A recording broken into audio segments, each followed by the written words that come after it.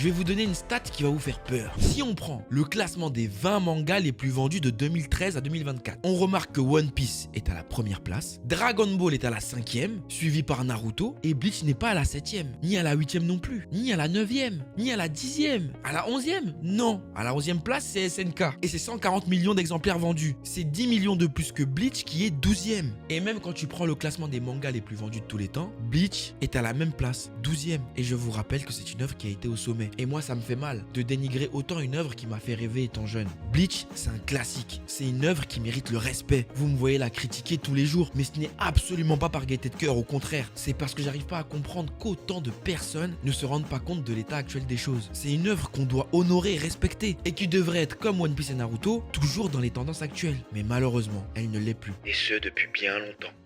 Maintenant que vous avez toutes les informations, je finirai en vous disant ceci. Depuis que j'ai tiré la sonnette d'alarme sur Bleach, beaucoup se sont indignés, énervés et ont même proféré des insultes à mon encontre. Certains ont même été prêts à s'auto-persuader, sous prétexte que Kubo se réveille, avec l'annonce de l'arc en fer, le cours 4, etc., pour dire que Bleach n'était pas mort. Alors bien évidemment, la licence ne part pas de nulle part. Elle a encore une fanbase qui est là présente, mais elle n'est pas assez nombreuse pour concurrencer ses concurrents directs, Naruto, Bleach, et même certaines nouvelles licences comme Demon Slayer ou JJK qui s'inspirent pourtant de